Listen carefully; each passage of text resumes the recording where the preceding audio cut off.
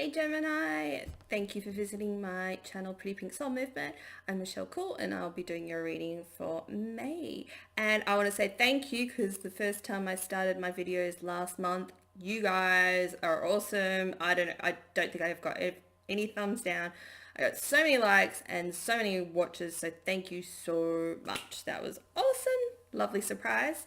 So yeah, I'm back to do your May reading. So we're going to talk about the overall energy at the start of the month, and then it's going to progress. So I tell a story like we kind of start, this story is appearing, you're stuck in a bit of energy or you're a bit unsure, and then we talk through the process of evolving to get out of that energy and into what good stuff the universe has to offer, which is just like how I like to read my readings, and this is what's come up today. So that's fantastic. So we have the orphan energy here. Now, it may not seem as serious as it is, or it could be making you feel pretty poopy.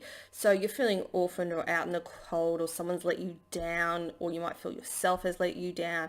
But overall energy, just not feeling too good about life and maybe where you're at the moment, which is always very disappointing, right? And makes you shut down, and it makes you like hide and keep away from people, and you detach from the higher power and you detach from your higher self, which is, not a good energy to be in, but just please know that you're not going to be stuck in that energy forever. I pulled a clarifier for this card and I received the Empress. We've actually got the Empress in this reading twice, which is fantastic. Let me read that. Doesn't want to focus. Time to take action, the power of creativity, success that allows for a life of luxury. So this is beautiful. So I'm getting that you're actually in the middle of like birthing pains, and being in this orphaned energy can make you feel like this just before you have an Empress breakthrough and get back into your power, which is amazing. And to clarify that, we've got the 10 of Spring, and it says ask for help from others, all work and no play, being weighed down by too many responsibilities. So this is like the 10 of Wands in a normal tarot deck, feeling very burdensome by life, by whatever's getting you down. So you need to seek help from people that you trust. And also I think sometimes we get so wrapped up in our adult lives that we forget to schedule in time for fun. You don't need other people to have fun. You can have fun by yourself by doing the things that you love. Like for instance, I love doing these readings. I love doing my own readings. I love, yesterday I bought a couple of bags. I was in my dressing room and I was just playing around with all my bags and my toys and getting rid of stuff. And, I love doing that, putting outfits together. Like it's whatever excites you, and that helps you pull yourself, because you have to pull yourself out of that energy. But also sometimes we need help. So if you've got some emotional patterns that you feel you need support to break through, I can help you with that, or you can read books, or you can watch more YouTube videos, or you can seek other mentors that you feel resonate with you. But, so seek help when you can, but also know that you need to play and create this energy for yourself. And that's just beautiful, and here we go again, fertility. This is the Empress card, but in another deck. So potential, powerful creation, creative energy, initiation energy. You're coming into this new cycle of your life. You could also be close to birthing something new, a new project, which always feels painful, which always puts us in this energy of feeling crappy. You could have just broken out of a relationship, whatever it is for you, but please know that by working on you and doing you, you're going to birth something new. You could be finding out you're pregnant soon. You could be wanting a baby, and please know that your soulmate will be coming in soon if that's the case, but choose wisely. So along with this orphan energy, we've got soul cage. I can't read that, the light. Rescue, escape from captivity and restriction. This is escaping from yourself. But also if you find yourself in a place in work or relationships or situations where you feel like this, you need to retreat and fulfill yourself first in order to get clarity to break you out of this situation, to break you out of this 10 of Wands energy. Clarity comes from accessing your soul power, your higher self, and accessing a higher power, which you're really urged to at this time. This helps you rebalance and realign your energy and recenter yourself to your soul goal, which is your purpose. Like you're in this thinker energy, you're pondering, and you may be overthinking things. And I know it's hard, and I actually don't like that word, overthinking. But with full planets in Virgo, this is what I do a lot. You could be worrying too much unnecessarily. So shift your thinking, shift your perception, shift into gratitude, and think about what do you have right now. And that will show you your next steps, and go, okay, cool, what action can I take next to release this burdensome, to release this energy of abandonment by yourself or for others, or, you know, focus on your dreams and your goals. Focus on what you want to birth. Focus on calling in your soulmate. Focus on healing yourself, which will bring it in sooner. And then it will shift you out of this energy of feeling like you're caged in by your soul, because you're not. Your soul's there to support you. So I'll leave that bit to the end because it's really good. But this is also really good. Okay, so I had soulmates card. Turn up. Look how cute that is, the penguins. So yeah, for some of you, clearing this energy is going to bring a soulmate in. Or this could have been why you were sad, you know. But the thing is, like, to call someone back to you is not to manipulate, it's to heal yourself. So if you've distanced yourself from a soulmate, you need to work and do you and get back into your Empress energy, fertility.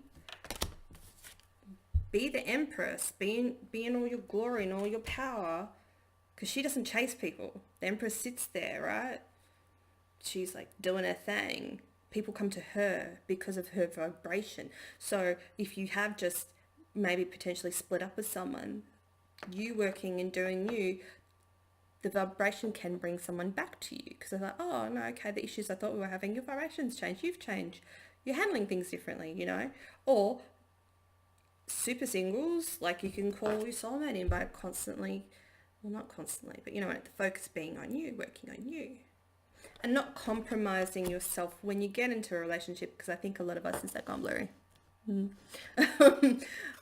You know, we can compromise ourselves too much. Like, you know, when you're doing you and you're in your Nine of Pentacles energy, you're like, oh yes, look at me, I'm so beautiful, and I'm smelling the roses, and I'm fantastic, and I'm paying my own bills, and life is great.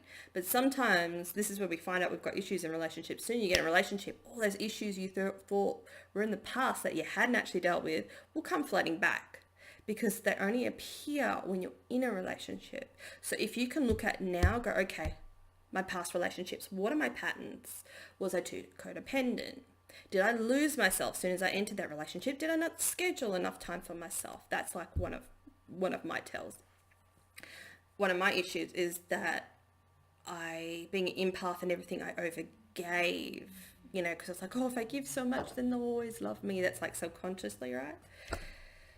So I know for me to feel good, I need to exercise, I need to work on me, I need to take time to do my videos on the weekend, I need to write my blog, I, you know, need to do my reading, like 1-card readings on my Facebook page, you know, every few days. Like, you need to figure out what you need to fill your soul to maintain that high vibration. So when someone comes in, it doesn't fall to shit, because it's not healed until you can see, you know, trace your issues, trace your patterns in relationships, work on building yourself and checking in with yourself when you are with someone. You know, they're like, oh, I can't wait to see you, baby, I miss you. And you're like, yeah, well, I miss you too. But, you know, I need to do this for me.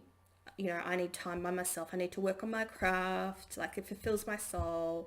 And, you know, maybe when I've done that, had a little bit of rest, I can catch up with you later, I'll let you know. Do you know what I mean? You really need to communicate that to someone too. None of that hiding or wearing masks or pretending, because it will all fall down at the end. So, that's a strong message that's come through. So anyway, soulmate. This is your wish. This could be your wish. Also, this could be a wish to do with a new job. What else? New home. Whatever you've been wishing for. Let's see, what does this say? Look into the future with hope and optimism, the power of faith to move mountains. Happy changes that bring a relief from challenging times, which is going to shift you out of this energy, the orphaned energy. Sayonara. And also, I clarified that. I got the Six of Spring, which is the victory card. Hells yeah. Wonderful news is on its way. Smart choices that bring rewards. Smart choices. Success and public recognition. Yo! So you could be in the public eye. Things could increase for you. Fantastic. And we've got here the New Moon Promise card. And look what's in there. Couple. So it's clarifying the soulmates card. You were promised this. Could be around the new moon time. I'm getting maybe 3 months, 3 weeks, 3 months. Look at that. It's promised. It's promised to you. Just because it's not in your future now doesn't mean that you can't visualize it, manifest what the feeling would be like to be in a beautiful relationship where you both care about each other and you both want to help each other out and you both understand your needs. You know, it's not all about your needs in a relationship. It's about understanding your partner's needs in a relationship too, because that's what makes a beautiful love, right? Also, how you fight, right? I remember saying this to a lady I worked with. I said when I was dating someone, I'm like, I can't wait to have our first fight. And she looked at me like I had 300 heads. She's like, why would you want that? Why would you even say that? I'm like, because that's reality at the end of the day. But also, right, this is where the damage occurs, is when you fight in a relationship. If you fight dirty, if you don't sync with how you fight, if you don't both sit down and communicate, go, okay, I'm really angry at you and I'm not going to swear at you. You know what I mean? Like, you don't fight dirty, like you gotta fight clean and communicative, or just like, look, I'm really pissed off, I need space and I will get back to you. Make sure that you do when you say you do. It's like how a person fights is what makes a relationship last. But you know, so for me, I want to see how someone else fights. Do we fight the same? Do we fight, one of us fight dirty and the other one doesn't? Like, do you know what I mean? You need to be like have a good fight. Like, do you know what I mean? Like, you both think I'm sounding crazy. You've probably never heard this before. But the thing is, if you think back to your past relationships when you've had a fight, how detrimental has that been really to the relationship? If you can't heal the issue at the time, it just builds resentment up through the relationship until one day where you both like had enough or someone leaves. And do you know what I mean? It builds resentment. Therefore, if you can have a fight and clear that fight in the moment by communicating and talking and both being heard, this is what heals a fight. Okay, that came out because it needed to. FYI. Okay, cool. So your promise of new love. I mean, this is new moon. I think this is new love. And that's just beautiful. We've done those ones. So now, also to the fun part. So the advice is, we've got 3 of autumn here. Follow your passion when it comes to your career. Be the best at what you do. And then you'll be compensated for your creative talent. So whatever you're trying to birth, whatever project or relationship or healing, whatever it is for you, this is what's going to help you draw better energy into your life and to clear this energy of abandonment, which is going to be fantastic. And then we've got here milk and honey. You're going to be, come on, baby. You're going to be in the land of milk and honey. Oh, it's an elephant. I thought it was like a chicken drumstick. Well, I have been informed. So you're going to be in the land of milk and honey. Like it's happening for you. You just need to shift this energy a little bit. Please know you've been in hard times before. It's not forever. Sometimes when you're in it, it feels like it is forever, but it's just not. Like, and things are looking really, really good for you. I'm excited for you. New love, like, wowzers, and love to hear whatever project you're trying to birth down below. How fantastic. So thank you for joining me for my reading. Don't forget to like this reading, comment if you like, subscribe to my channel if you haven't, and check out my other videos as well, because I do lots of different topics. I'm not doing readings at the moment, apart from to help you kind of with your soul coaching. I'm not doing intuitive reads, but just to help you get through tough times like this. If you need help, I do them on Skype. And yeah, check out my book, the links below, my blog, and my Facebook page. And thank you so much for joining me. Thanks, Gemini. You're awesome. I'll see you next month. Bye.